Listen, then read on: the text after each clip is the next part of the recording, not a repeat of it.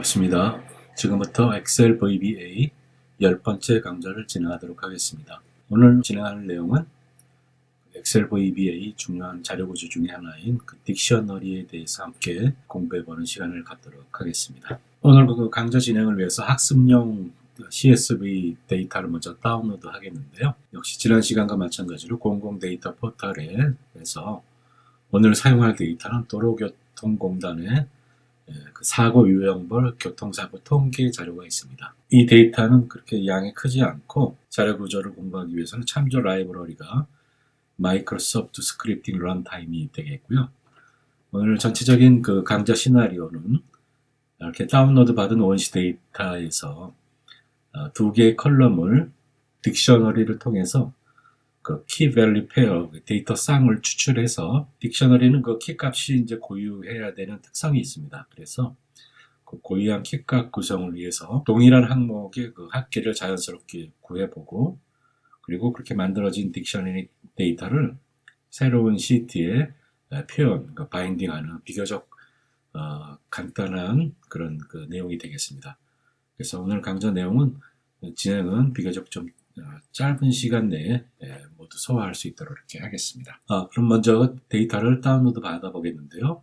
다운로드 사이트는 여기 보시는 바와 같이 data.go.kr 공공 데이터 포털이 되겠습니다. 그 하단에 쭉 내려보시면 여기 보시면 인기 데이터 부분이 있고, 여기에 5번 도로교통공단 사고 유형별 교통사고 통계가 되겠습니다. 이걸 클릭을 하셔서 데이터 이렇게 서머리를 읽어보시고, 우리가 필요한 내용은 바로 여기서 이 버튼을 클릭해서 바로 다운로드 받도록 하겠습니다. 그렇게 해서 다운로드 사이트에 저장을 해주시고요. 해당 그 다운로드 폴더에서 또는 바로 지난 강좌와 같이 프로그램을 통해서 임포트하지 않고 바로 더블 클릭을 해서 이 데이터를 열고 바로 프로그래밍을 하도록 하겠습니다. 그래서 더블 클릭해서 바로 열어주시기 바랍니다. 그러면 보시는 바와 같이 이렇게 간단한 데이터가 구성이 되어 있는데요. 오늘 그 진행할 내용은 여기에 보시면 사고 유형 대분류 부분이 있습니다. 그래서 차대 사람, 차대차, 차량 단독, 그리고 철길 건너명, 이렇게 그 약 5가지의 그 카테고리가 있는데, 거기에 대한 그 사고 건수가 있습니다. 그래서 이 데이터에서 이 해당 두 개의 컬럼을 딕셔너리를 통해서 데이터를 수집을 하고 자연스럽게 그룹핑을 그 데이터 그 자료 구조인 딕셔너리에 이 데이터를 합계를 구하는 그런 것을 함께 진행을 해보면서 딕셔너리를 공부해보는 시간을 갖도록 하겠습니다. 자, 이렇게 이제 여기까지 화면을 여셨으면 먼저 이게 파일명이 CSV 파일 타입이 되기 때문에 이것을 매크로가 가능한 파일 형태로 다시 저장을 하겠습니다. 그래서 파일에 다른 이름 저장을 눌러주시고 찾아보기를 하셔서 똑같은 위치에 매크로 타입으로 하시고 파일명은 뭐 적당하게 지어주셔도 됩니다. 저는 파트 10으로 이렇게 저장을 하겠습니다. 이렇게 해서 이제 파트 10으로 저장이 된 이후에 이 시트명은 데이터로 이렇게 설정을 해주시고요. 그리고 여기에서 그 데이터를 추출하기 위해서 추출한 이후에 추출 데이터를 바인딩하기 위한 시트를 하나 추가하겠습니다. 그래서 이 시트는 통계라고 이름을 지어주겠습니다. 통계. 이렇게 해서 여기서 딕셔너리를 통해서 가공된 데이터를 이 통계에 바인딩하는 그런 로직이 되겠습니다. 자, 여기까지 하신 다음 데이터 시트 탭을 활성화하신 다음에 개발 도구의 비주얼 베이직 편집창을 열어주시기 바라겠습니다. 먼저 오늘은 지난 시간에서 배워보지 못한 코드 네임이라는 걸 배워보겠습니다. 코드 네임이라는 것은 보시는 바와 같이 우리가 보통 엑셀 시트를 만들게 되면 이렇게 시트 네임이 있습니다. 이것은 그냥 워크시트 네임, 줄여서 그냥 시트 이름이 되겠는데요. 그와는 별개로 코드 네임이라는 것이 존재합니다. 그 코드 네임의 주요 용도는 코드를 작성할 때 코드의 그 길이를 대폭 줄여주는 역할도 하고, 보다 좀 직관적으로 시트에 접근할 수 있는 기능을 제공을 합니다. 두 개를 보겠는데요. 여기 시트 1에 보시면 이게 지금 여기 보시는 워크시트의 이 데이터 시트가 되는데 여기 보시면 시트 1이라고 되어 있고 가로 열고 데이터가 있어요. 그래서 여기 이름이 두 개가 있는 꼴인데 이 시트 1이라는 것이 바로 그 코드 네임이 되겠습니다. 그리고 이 데이터가 워크시트 네임 이렇게 되겠고요. 그래서 시트 1을 코드 네이밍을 하는 방법은 바로 여기 제일 상단에 이름 부분이 있습니다. 그리고 워크시트 네임은 바로 여기 네임이라고 된 영문으로 되어 있는 이 부분이 워크시트 네임이 되겠어요. 그래서 우리가 코드를 작성할 때 주로 사용할 수 있는 것은 지금까지 사용한 것은 이 워크시트 네임을 사용을 했는데 오늘은 이 코드 네임을 통해서 코드를 작성해 보도록 해보겠습니다. 그래서 시트 1이라고 되어 있는 즉 시트 1 가로 열고 데이터라고 되어 있는 이 시트 1 즉 이 시트를 코드 네임을 저와 같이 이렇게 작성해 보겠습니다. 데이터 이렇게 이름을 적어 주시기 바라겠습니다. 저와 똑같이 하지 않으셔도 되는데 코드 작성을 할 때 제가 이 이름을 사용하기 때문에 가급적이면 같은 이름으로 작성해 주시길 바라겠습니다. 여기까지 하신 다음 지난 시간에 마찬가지로 모듈을 삽입을 해보겠습니다. 삽입의 모듈 그리고 모듈 명을 main-i라고 이렇게 기재하겠습니다. 그래서 여기서 코드를 오늘은 클래스 작성, 지난 시간에 클래스를 배웠지 않습니까? 이제 오늘은 이 모듈에서 마치 클래스와 같은 효과를 내면서 같이 진행을 해보겠습니다. 이 모듈에서 저와 같이 서버 프로시저를 만들어 보겠는데요. 먼저 메인 펑션을 하나 만들겠습니다. 우리가 사전을 만들기 위해서 이제 메인 안에서 다 작성을 하지 않고 프로시저를 이제 좀 분리를 해보겠습니다. 그래서 메인 프로시저에서 서브 프로시저를 다시 콜하는 형태로 작성을 해보겠는데요. 저와 같이 콜하고 아직 만들진 않았지만 make dictionary라고 하는 프로시저를 하나 만들어 보겠습니다. 그런 다음 이 프로시저에 해당되는 서브루틴을 만들겠습니다. sub make dictionary 이렇게 작성을 하시고 다음 사전을 만든 다음에 여기에서 만들어진 사전을 리턴을 받도록 하겠습니다. 그래서 이 서브 프로시저를 펑션으로 바꿔보겠습니다. 펑션은 이 해당 본 모듈에서만 사용하기 때문에 프라이빗으로 하시고 펑션 키워드를 넣어주시고요. 그리고 리턴 타입은 as 딕셔너리로 하겠는데 지금 보시면 딕셔너리에 인텔리센스가 작동을 하지 않죠. 딕셔너리를 사용하기 위해서는 필요한 참조가 있는데요. 도구에 참조를 하셔서 스크립팅 런타임이 되겠습니다. 마이크로소프트 스크립팅 런타임 이 부분을 참조를 추가해 주시면 되겠습니다. 참조를 추가하셨으면 펑션에서 as 딕셔너리 하게 되면 이렇게 인텔리센스가 작동을 하고 바로 추가하실 수가 있겠습니다. 그 다음 여기서 리턴 받았을 때 받을 변수를 이러한 식으로 콜만 해서는 안 되겠죠. 그래서 여기 메인에 딕셔너리에 대한 변수 선언이 있겠습니다. dim 딕셔너리 변수명 dia시트를 하시고 as scripting 딕셔너리 이렇게 변수를 선언하고요. 바로 할당을 하겠습니다. new 키워드를 쓰셔서 scripting 딕셔너리 해서 인스턴스를 생성을 했습니다. 이 펑션을 콜해서 리턴되는 딕셔너리를 이 변수에 할당을 하도록 하겠습니다. 그래서 set dict,는 다시 이렇게 구성을 해주시면 되겠습니다. 그런 다음 이 해당 사전을 이 데이터를 통해서 가져온 다음 이것을 통계 데이터에 바인딩하기 위한 서브 루틴을 하나 더 만들겠습니다. 프린트 딕셔너리 이렇게 프로시저를 만들도록 하겠습니다. 자, 여기까지 하신 다음 각각의 여기 디버그 차원에서 한번 확인을 해보겠습니다. 해당 루틴을 제대로 콜을 하는지 여기서 보겠는데, 먼저 찍어보는 방법은 여러 가지 방법이 있겠는데, 지난 시간에 배웠던 디버그 창을 통한 그 내용을 확인해 보겠습니다. 그래서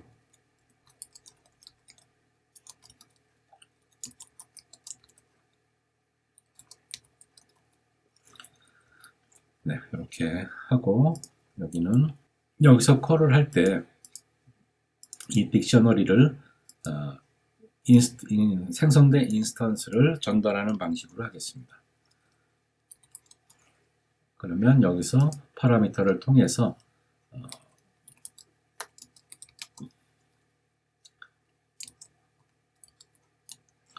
해당 변수를 받고, 그것을 중간에 여기서 가공을 한 다음 리턴을 이와 같이 펑션 네임에다가 딕셔너리를 할당을 해주면 리턴이 되겠습니다. 자, 이러한 그 루틴인데, 중간에 제대로 그 펑션 콜이 되는지 역시 디버그 창을 통해서 확인을 해 보겠습니다.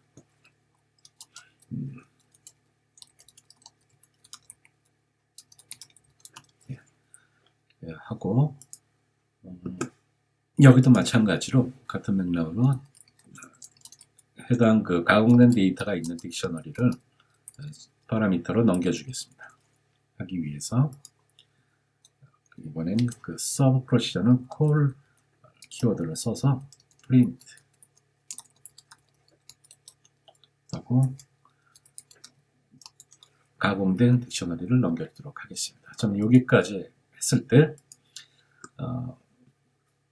여기에 그 메인 프로시저 엔드 서브에 F9을 눌러서 중단점을 설정을 해주신 다음 그 F5, 그래서 플레이 버튼을 누르기 전에 Ctrl G 키를 눌러서 Ctrl G 해서 직접 실행창을 이렇게 열어주시길 바라겠습니다. 그래서 이 디버그 프린터에 대한 메시지를 여기서 두 개가 제대로 찍히는지 보도록 하겠는데요. 한 가지 더 마지막으로 여기 내용을 컴플리트 됐다, 완료되었다는 디버그 프린트를 하나 더 추가해 보겠습니다.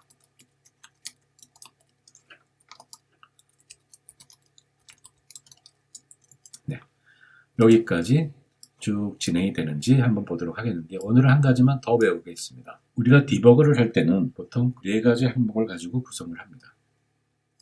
내용이 뭐냐면 이렇게 개체 찾아보기, 직접 실행창, 지역창, 조사창, 호출 스택, 이렇게 5가지를 통해서 주로 디버깅을 하는데, 그 내용 중에 오늘은 스택 호출에 대해서 보겠습니다. 하기 위해서는 이렇게 중단점을 설정을 해 주셔야 됩니다. 파일을 눌러서 코드를 실행을 하겠습니다. 자, 코드를 실행하면 데이터 가공이 완료가 되고, 여기가 1번이 되겠죠. 여기서 쭉 내려가서 1번 functional call을 하면 make dictionary에서 이 부분을 지나가지고 리턴 값을 받게 되겠고요. 그래서 그 받은 리턴 값을 가지고 프린트하는 그 프로시저를 불러서 이것이 완료가 됐습니다. 그래서 여기까지 이상 없이 온 걸 확인을 했고, 요 작업이 마친 다음에 여기 최종적으로 작업 완료까지 와서 지금 해당 그 커서는 여기에 와 있습니다. 자, 여기서 이제 보셔야 될 내용은 뭐냐면, 보기에 호출 스택이라는 게 있습니다. 각각의 중단점을 프로시저에다가 중단점을 설정해 보겠습니다. 실행을 하게 되면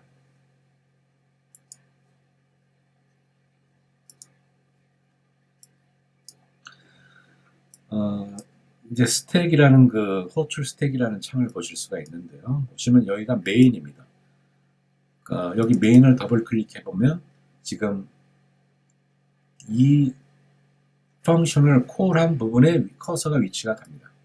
그래서 어디에서 이 펑션을 콜을 했는지를 이렇게 화살표를 보실 수가 있습니다. 이 내용을 왜 확인을 하냐면, 이 코드가 지금 상당히 짧은 편인데 코드가 방대해지고 이것저것에 이렇게 분산이 되어 있으면 해당 위치로 찾아가기가 굉장히 좀 많은 시간이 걸립니다. 번거롭고, 그랬을 때 이 호출 스택을 이용하시면 굉장히 빠르게 바로 더블 클릭해서 해당 위치에서 더블 클릭해서 찾아갈 수가 있습니다.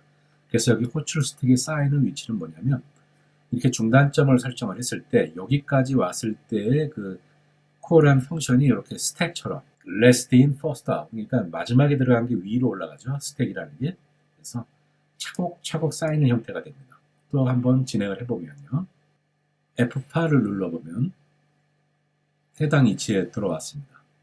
그 다음 8을 누르면 이렇게 그 다음 서브 루틴으로 이렇게 커서가 가는 걸 볼 수가 있습니다. 그리고 F8 하게 되면 프린트 딕셔너리를 빠져나오기 전에 다시 호출 스택을 보시게 되면 맨 위에 그 프린트 딕셔너리가 보이시죠? 이 위치에 지금 현재 있다는 걸 보여주고 이 함수를 호출하는 곳을 현재 그 활성화되어 있는 서브 루틴 밑에 있는 직전 것을 더블 클릭하게 되면 어디서 이렇게 호출이 되었는지를 확인하실 수가 있습니다. 그래서 순차적으로 그 코드를 확인해 나갈 수 있는 그런 그 디버거 호출 스택 창이 되겠습니다. 이거는 코드가 길어졌을 때, 방대한 코드가 작성이 되었을 때 아주 유용하게 디버깅 할 수 있는 툴이 되겠습니다. 자, 통계 시트에 데이터 바인딩을 하는 거고, 데이터 가공이라는 것은 데이터 시트로부터 사전을 구성하는 딕셔너리를 구성하도록 하겠습니다. 딕셔너리 구성하는 주 내용은 이 컬럼과 이 컬럼을 사전에 구성을 하는데 여기 보시면 이것이 키값에 들어갈 내용인데 이렇게 보면 키값은 유니크로 해야 되는데 이렇게 중복되어 있죠. 여기도 마찬가지로 이게 중복되어 있으면 이것을 전부 키값에 넣을 수가 없어요. 그럴 때 이 키값이 중복이 될 때는 이 사고 건수를 합계를 넣어서 누적을 시켜줍니다. 그런 식으로 이걸 하나로 그룹핑의 효과를 내게 해서 사전을 구성해 나갑니다. 그래서 약 5개의 목록이 사전이 구성이 되겠죠. 이것을 같이 한번 만들어 보겠습니다. 사전을 구성하는 부분을 보겠습니다. 전체 그 데이터가 있는 원 소스를 레인지에는 이 데이터 시트의 UN 데이터라고 하는 코드 네임을 우리가 작성을 했죠. 오늘은 이 코드 네임을 활용해 보도록 하겠습니다. 그래서 코드 네임을 사용하게 되면 우리는 전에는 그 시트를 통해서 접근을 했는데 바로 다이렉트로 이 코드 네임을 통해서 시트에 접근할 수가 있습니다. 그렇게 하시고 특정 셀에 연결되어 있는 그 데이터를 모두 선택할 때는 바로 range하고 current region이라고 하는 그 속성을 사용을 합니다. 이 의미는 뭐냐면 이 A1 데이터, 그러니까 A1의 current region, 그러니까 현재 그 연결되어 있는 모든 데이터를 선택하라는 의미가 됩니다. 코드를 찍어보면 arrange.select 하게 되면 바로 이 A1에 연결된 모든 데이터를 선택하게 되는데 그것을 한번 확인해 보도록 하겠습니다. 그래서 코드를 한번 돌려보면 보시는 바와 같이 이렇게 딱 이쁘게 선택되는 걸 볼 수가 있습니다. 자, 이 내용을 기반으로 해서 데이터를 추출해 보겠습니다. 여기서 데이터를 추출을 할 때 우리는 요 제목행은 필요가 없죠. 그래서 제목을 제외한 이 데이터 부분만 선택할 예정인데 선택하는 방법은 알고리즘은 이렇습니다. 즉 커런트 리전 하게 되면 이렇게 데이터를 선택을 하는데 이것을 오프셋 해가지고 이 범위를 한 칸 내릴 겁니다. 그래서 뭘 내리게 되면 이렇게 되겠죠. 같은 열이니까 여기 없는 셀까지 이렇게 한 칸을 내린 다음에 이것은 필요가 없죠.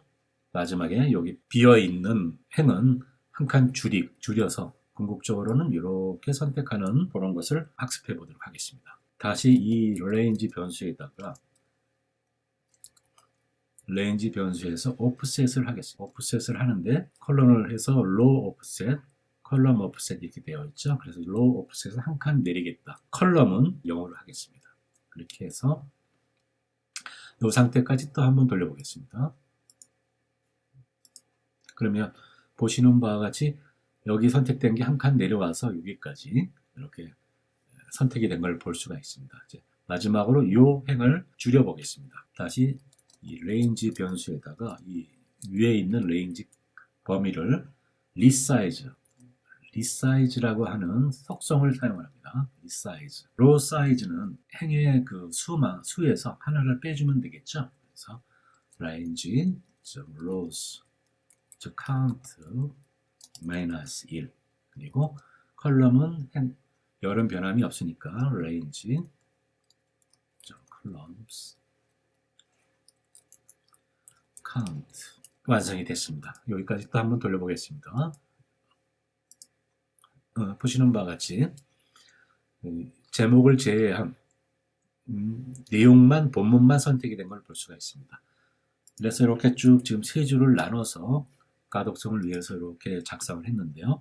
요건 한 줄로 쭉 연결해서 작성을 할 수가 있습니다. 오늘 그 사전에 대해서 그 딕셔너리에 대해서 오늘 처음 배우는 시간인데 추가하고 수정하고 삭제하고 그리고 꺼집어내는 것 요 네 가지가 주로 사용하게 되는데 그 내용 중에 데이터를 넣는 부분 add 키워드를 사용하게 되는데요. 사전에 추가할 내용은 요것과 A열과 D열이라 그랬죠. 그것도 그룹핑을 해서 하는 내용은 add를 할 때 범위를 이제 순회를 돌아야 되겠습니다. 순회를 돌면서 조건에 맞는 열을 선택하는 그러한 로직이 됩니다. 순회를 돌기 위한 그 임시 변수, range 임시 변수 r을 선언했고요. 그리고 이 값을 합계를 내기 위한 즉 사전에 넣기 전에 합계를 내서 넣어주기 위한 변수 두 개의 long을 작성을 하겠습니다. 네, 이렇게 range 임시 변수를 선언했고요. 이 값과 키 값과 value, 키 value에 해당되는 그 변수 그 값을 가져오는 변수를 두 개를 선언을 하겠습니다. 그래서 그 키에 해당되는 걸 sk라고 하고 as string 그리고 value에 되는 건 sv 해서 long으로 작성을 하겠습니다. 즉 개별 변수에 대한 것 임시 변수인데요. 여기는 보시는 바와 같이 string이고 여기는 보다 좀 큰 수를 저장하기 위한 long으로 선언을 했습니다. 하고 순회를 이제 돌겠는데요. 지금 요 선택된 범위를 순회를 돌겠습니다. 그래서 for each문을 사용을 할 거고 그 각각의 개별 요소 아이템에 대한 임시 변수 r 그리고 어디에서 꺼집어낼 거냐 arrange의 rows 한 줄 한 줄 한 행 한 행 이렇게 순회를 돌겠습니다. 그래서 next r 이렇게 구성을 하고요. 그래서 이렇게 루프를 돌게 되면 이 r 변수에는 요게 각각의 행에 대한 데이터가 들어가게 됩니다. 첫 행에서 이 r에서 우리가 꺼집어내야 될 거는 이 1열과 4열이 되겠죠. 보시면 sk 그러니까 키에 대해 해당되는 r.sales 1행의 1이 되겠고요. 이렇게 밸류가 되는데 여기서 이제 착각하기 쉬운데 이 r은 r range 변수는 요거 하나입니다. 그렇기 때문에 이 range 변수의 sales라고 하면 여기서부터 다시 셀의 그 인덱싱이 다시 시작되는데 행은 1이고 컬럼도 1이 되겠죠. 그러니까 r 변수에는 그 행이 2가 있을 수가 없습니다. 그냥 오로지 다 1이에요. 그러니까 루프를 아무리 많은 그 행을 각각 다 돌더라도 커서가 여기 있다 그래도 이 아래는 행은 1입니다. 하나밖에 없기 때문에 그렇습니다. 그런데 열은 1부터 이 열 개수만큼 인덱싱이 있겠죠. 인덱싱을 할 수 있겠죠. 그래서 키에 해당되는 거는 이 아래 첫 번째 있고 그 다음 value에 해당되는 거는 아래 sales의 4열에 있습니다. 그것의 value를 이렇게 가져오겠는데요. 형 변환을 하지 않아도 되는데 확실하게 하기 위해서 여기가 지금 변수를 스트링으로 변수를 선언해 놨기 때문에 명시적으로 이렇게 스트링으로 해주는 것도 좋은 그 코드 안정성, 강력한 코드가 될 수 있다고 생각을 합니다. 생략을 스트링 같은 경우는 생략을 해도 가능하지만 꼭 이렇게 해서 형 변환을 확실하게 해주는 그런 습관을 들여주는 것도 좋은 그 코드 습관이라고 볼 수가 있습니다. 그리고 네 번째 열은 비교적 그 큰 숫자이기 때문에 long으로 형 변환을 해줘야 되겠죠. 우리가 또 SOV는 long이라는 그 변수 형태로 변수를 선언했기 때문에 그렇습니다. 그래서 she arranged long으로 변하는 건 she long이라고 arrange라고 하시면 되겠습니다. 임시 변수에 일단 해당하는 값이 이렇게 저장이 됩니다. 딕셔너리에 해당 값을 추가하겠는데요. 그런데 지금 몇 번째 강조해서 말씀드리지만 사전에는 이 키에는 중복된 값이 들어가면 안 되죠. 안 된다고 말씀을 드렸어요. 그런데 여기 보시면 중복된 값이 이렇게 쭉 있지 않습니까? 그러니까 range의 row를 각각 한 행 돌 때마다 여기를 지금 키 값을 넣을 건데 키가 중복되게 들어가면 오류가 발생을 하고 들어가지 않죠. 그래서 이제 체크를 합니다. 항상 이 딕셔너리에서는 키 밸류를 구성을 할 때 먼저 키 값이 있는지 확인을 하고 키가 있으면 업데이트를 하고 키가 없으면 추가하고 이런 로직으로 가시면 됩니다. 그러면 무슨 if문을 사용해서 구성을 할 텐데요. if 그리고 딕셔너리 변수에 exist라고 하는 메서드를 활용을 합니다. exist 있느냐 이겁니다. 얘는 있으면 참, 없으면 거짓을 반환을 합니다. 그래서 무엇을 넣어주냐면 키를 넣어줍니다. 키 값을 넣어주고 then 있으면 그리고 없으면 else 하고 신규 추가가 되겠죠. 신규 추가. 네, 이러한 그 형식으로 진행을 하면 됩니다. 오늘 처음 학습이니까 신규 추가부터 하겠습니다. 신규 추가를 할 때는 사전에다가 추가를 할 때는 이러한 형식이 됩니다. add 하시고 한 칸 띄우시고 여기 보시는 바와 같이 key 아이템이 밸류가 됩니다. 그래서 키 값이 뭐가 됩니까? sk가 되죠. 1열에 있는 그 스트링이 키 값이 되니까 sk를 그대로 넣어주시면 되고 그 다음 value를 넣어주시면 됩니다. 이게 추가할 때의 로직입니다. 그러면 수정은 어떻게 하느냐? 가로 열고 닫고 여기다 키 값을 넣어줍니다. 그러면 얘가 지시하고 있는 거는 이 키 값에 해당하는 그 value를 지시하고 있어요. 그래서 그 값에다가 값을 넣어준다. 이렇게 구성을 하시면 됩니다. 그 네 번째 있는 값을 넣어주게 되는데 우리는 합계를 내기로 했죠. 그래서 합계를 낼 때는 기존에 있는 값과 신규 값을 합쳐주면 되겠죠. 이렇게 하면 사전에 있는 밸류 값이 나오고 그리고 새로운 그 밸류 값을 넣게 됩니다. 그래서 이걸 전체를 다시 한번 long으로 변환을 해주겠습니다. 이미 이거는 이렇게 형 변환을 했기 때문에 딕셔너리에 있는 것만 이렇게 long 타입으로 다시 변경을 해주고 합계를 내주면 되겠습니다. 그리고 여기 두 개의 형식을 암기해 주셔야 되는데 기존의 값을 수정할 때는 이러한 형태가 되겠고요. 신규 추가할 때는 add라는 그 메소드를 활용해서 신규를 추가를 하게 됩니다. 우리가 원했던 결과 사전에 작성이 완료가 될 겁니다. 그러니까 요 1열과 4열을 마치 그룹핑한 것처럼 합계를 내서 요걸 하나의 요 합계 이런 식으로 해서 사전을 작성을 하게 됩니다. 그래서 작성이 다 완료가 됐으면 이렇게 해서 이제 리턴을 해주게 되죠. 자, 리턴을 해준 값을 통계에다가 이렇게 요약본을 만들어주는 내용을 구성을 해보겠습니다. 그것은 데이터 바인딩 이 부분이 되겠죠. 데이터 바인딩은 워크시트에 this 워크시트 이름을 이렇게 넣어주고 해당 워크시트를 activate 활성화해 주겠습니다. 그리고 또 한 가지가 우리가 했죠. 기존에 있던 그 내용들은 클리어한다.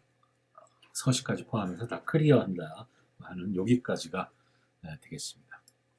이게 보시면 지금 요 두 줄을 우리는 오늘 새로 배운 건 코드 네임으로 이렇게 짧게 표현할 수 있다는 거. 요거 꼭 비교해서 상황에 따라서 이렇게 사용을 해주시면 되겠습니다. 항상 이 시트 네임이 고정되어 있을 때는 코드 네임을 활용하는 게 좋습니다.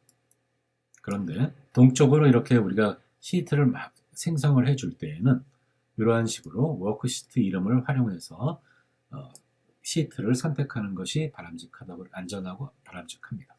그래서 이 두 개를 꼭 구분해서 상황에 맞게끔 사용하시면 되겠고요. 자, 여기다 데이터 바인딩 기본 이제 바탕은 마련이 됐고요. 이제 데이터를 넣기 위해서는 for each 루프를 사용하겠는데, 로직은 사전을 여기서 받은 딕셔너리 데이터를 루프를 돌 거예요. 먼저 그 사전에서 키 값을 가져오기 위해 임시 변수 키를 선언을 하고요. 타입은 variant를 선언을 하겠습니다.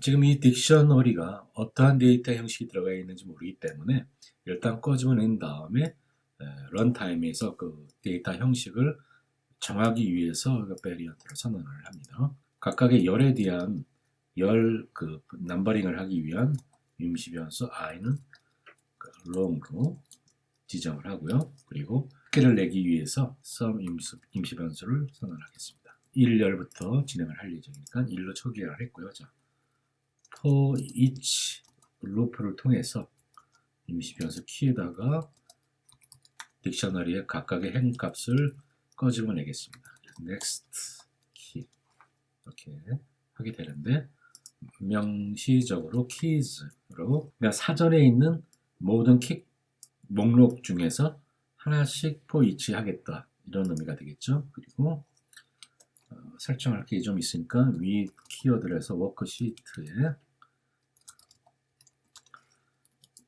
위 키워드를 사용을 하고 있습니다. 그리고 range, 먼저 키에 해당되는 것. 키에 해당되는 것은 value는 그냥 키를 넣으시면 됩니다. 그러니까 여기는 키를 지금 끄집어내고 있으니까 여기 그냥 키를 넣으시면 되고,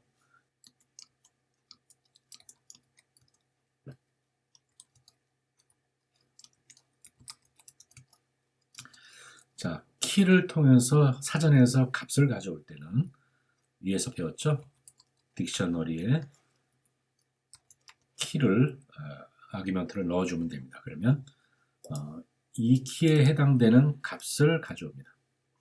그리고 이 sum은 이 전체 값에 대한 최종 토탈을 내기 위해서 sum에다가 합계를 넣어주겠습니다. 그래서 sum은 sum 플러스 형 변환이 좀 필요하겠죠. 그리고 값에 대한 내용이니까, 그러니까 이 비열에 대한 사고 건수에 대한 합계를 내기 위해서 그 값에다가 long으로 형 변환을 해주고 합계에다가 더해준다. 기존의 sum 변수에다가 추가해서 넣어준다, 이런 의미가 되겠죠. 그리고 행을 다음 행으로 이동시키겠습니다. 자, 이렇게 하면 이제 시트의 바인딩은 되었고요. 합계를 이제 이 전체 행의 데이터가 몇 개인지 모르지만 끝에 행을 찾아서 그 바로 밑에다가 합계를 넣어주고 옆에다가 라벨링, 합계라는 라벨을 적어주도록 하겠습니다. 자, 다시 임시 변수, 레인지 변수를 넣어주고요. 시트, 레인지 역시 같은 방식으로 찾겠습니다. 지난 시간에 배웠던 밑에서부터 위로 찾아오기가 됩니다. 그러니까 데이터가 요만큼 있다고 하면 이 워크시트의 가장 끝에서 데이터가 있는 데까지 위로 찾아가는 형식, 이런 식이 되겠죠. 예를 들어서 끝에 데이터가 이렇게 있다면 이 데이터가 있는 데를 딱 찾는 것.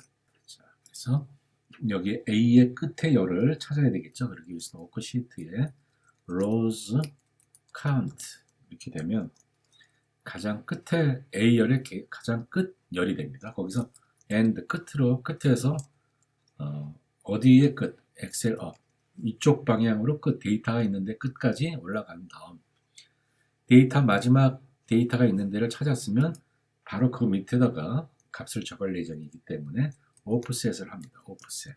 그래서 한 칸 밑으로 내리고 열은 변함이 없고요. 그 다음 value는 합계라는 라벨링을 하겠습니다.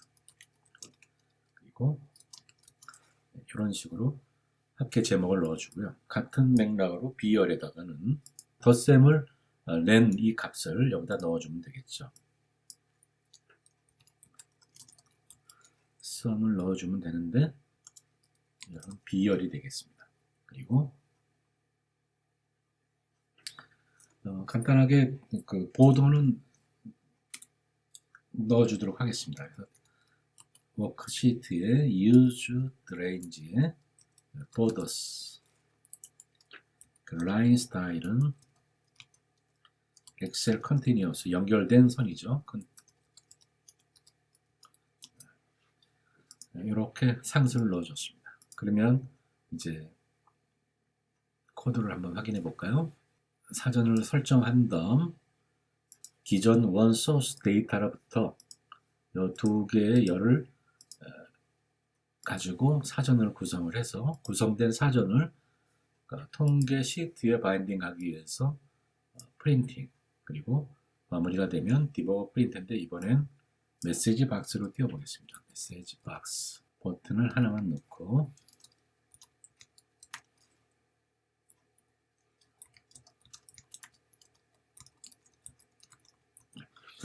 이렇게 해서 마무리를 했고요. 데이터 가공할 범위 선택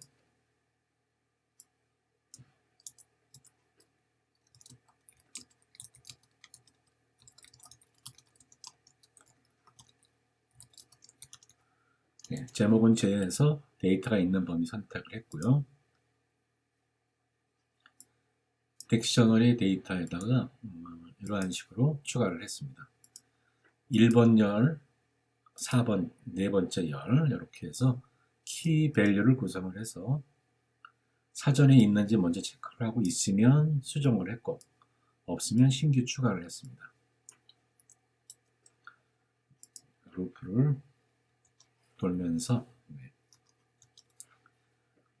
여기까지 코드가 완성되었습니다. 한번 돌려보겠습니다. 자, 데이터를 확인해 보시고